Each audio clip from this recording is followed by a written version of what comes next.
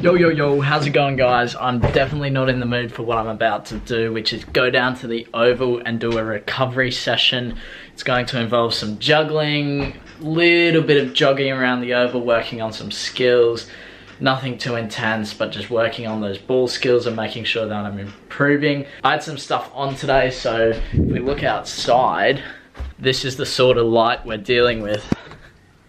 So not too much out there, but it's enough. I just haven't been in the mood today. I need to get it done. I was going to skip it, but I said to myself, well, why?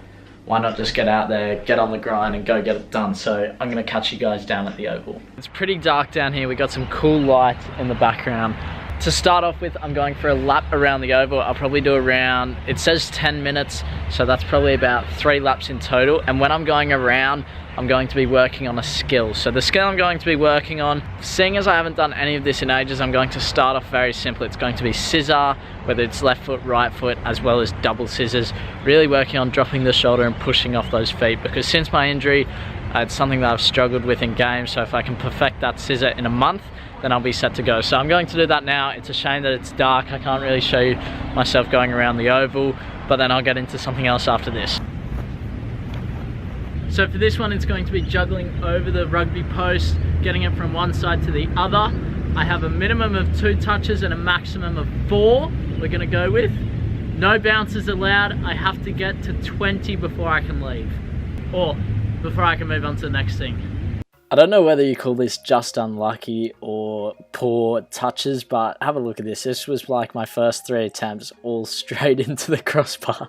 I think I learned from that and managed to get a few good ones in, but this is a really good exercise for your first touch, as well as that second touch when you have to kick it over the goalpost and control on the other side. So if you don't have a field where there's no goalpost, there might be soccer goals. You can do it on that as well. It's just a bit smaller. If there's no soccer goals and there's literally no posts, then the simplest thing to do is just get 2 poles and tie a piece of rope around them, and you just have to duck under them. So that just makes it even more challenging, because you have to focus on kicking it over the rope and then ducking under the rope and controlling on the other side. But it's a little bit easier because you don't have to control from such a high point when you kick it in the air. But if you want to challenge yourself, aim for something high like these rugby posts. It's very good. I highly recommend it to you guys if you want to practice that first touch. I've seen some people in comments, not just my videos, but other ones, looking to improve their first touch, and this is definitely a great exercise to do that. I have to keep this session below 40 minutes max, so I'm just going to aim for 10. I just got 6. Even that was pretty hard. So I aim for 10, and then I want to work on probably just some more first touch, some light stuff. I'm pretty hungry, so I want to go home and get some food. I should have had something before, but I didn't. Should have had a banana. Tomorrow, I'm getting that protein powder no matter what. Now, along with this exercise, it's so important that you set some goals. So like I said here, I aimed for 20 and then brought it down to 10, making sure that it was always realistic, that I could actually achieve the goals that I set. Because if I just did this and just decided to have some fun with it, didn't set any goals, then I wouldn't be really trying my hardest and looking to improve. So set some tough targets for yourself that you might not achieve, but if you do, then it's brilliant. So make sure you do that. So important, can't stress it enough. You can see here, I'm just starting to fatigue a little bit, not really having the best touches, and at this point I kind of have to think whether it's better for me to stay and perform this session not really at 100%, or go home and recover my body and rest up. So I decided to go home. My highest there was 6. I know for a fact that I can get more than that. Obviously it's a drill that's going to challenge me, otherwise I wouldn't do it. So 10 is a hard target, 20 is an even harder target, but I know I can do that. And I think the problem was my touch just wasn't good enough. Simple as that. And even at night time, I know it's tough, that I don't want to make excuses because it's harder to see the ball, but even then I should be controlling the ball better, getting that first touch up and then getting it over. Even 4 touches, maybe I could have increased the touches, but disappointing. Next time, just to make it better for me, what I'm going to do is come down when it's sunnier, just to give myself a better chance of that 20. So I was going to do one more part of the training, which was kind of like a striking drill to focus on my longer passes in the air, but I don't want to do that. I'm really hungry. If I do this last bit of the session, it's not going to be at 100%. It's going to be a very poor last bit of the session. I want to make sure that all my sessions are 100%. I'm just here to kick the ball around, there's no point. So I'm going to go home, grab some food, and then have some dinner after that. Disappointing, but it was good to get down here. I have to look at the benefits of it.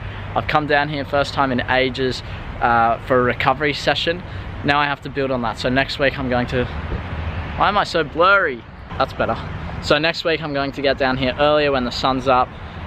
Do the same first part. That was a good first bit to the session, and then I'm working on that juggling again. Hopefully next time I'll go for 20.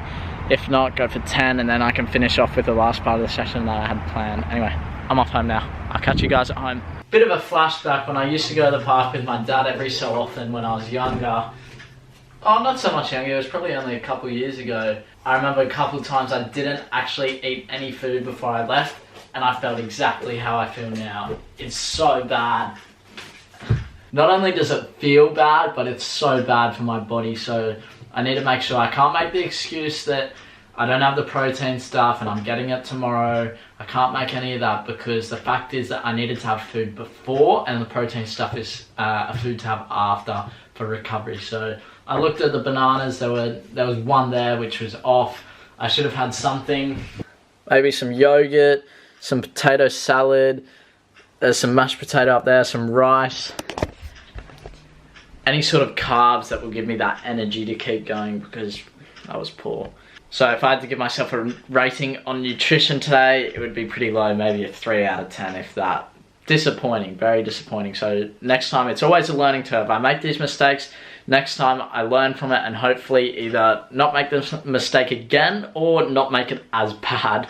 For dinner I got some toast, veggies, some meatballs, and then some sweet potato. Making sure that I'm getting all the right food groups in. Yep, I'm back up here again with the foam roller. You know the routine, it was in last video. Calves, into hammies, into IT band, quads, glutes, back, more glutes, the whole lot, getting it done. Just finished with the foam roller. I think the most important thing to take from today is that I actually went down to the park and did that recovery session, because I haven't done something like that in a while, and for me to do that, especially the way I felt today, I did not feel good. I felt so tired, I felt lazy, all these things that have just been there for months, or yeah, probably months since I was injured, where I haven't actually gone and done that extra work that nobody sees. And to go and do that today and last week as well, it's changing how I am as a person as well as a player. So now I just need to make sure that I'm doing it at the right time, because nighttime is good, it's not so hot, but I think I'm going to aim for just before it goes dark, so maybe like 4 o'clock. That way I'm getting some light, but I'm not getting hot from the sun. And that's the same for you guys. If you're working as well to be on the journey to become a professional footballer, you can't just not do that extra work like I was. You're not going to get as far, you're not going to be improving. You've got to do that work that nobody else is seeing. And you know, I do this, I show you guys, I get a benefit from it as well. But you know, sometimes you just got to go down, do the work that nobody sees. Maybe your parents don't even know. My dad didn't even know I went to the park today. We were at dinner, I said to him, oh, I went to the park today. And he was surprised, because it's something that I haven't done in so long. So you just got to do that extra work, keep chipping away, keep getting better, and you'll slowly get to where you want to be. It takes a lot of time, a lot of effort, but keep chipping away. Because that's what I'm going to be doing from now on. I have my program. One of these days I'll get around to showing you the timetable. If you want to see that, make sure you leave a comment so that I can show you my day-to-day schedule and the sort of things I do, whether it's recovery or training, anything like that, then I can show you guys that. Just let me know in the comments. Anyway, that's going to conclude today's video. A bit of different stuff there, showing you some drills that you can even do at home or at the park, wherever you want to do them. If you did enjoy it, make sure you leave a like, hit that subscribe button, and I'll see you in the next video. Bye. Listen.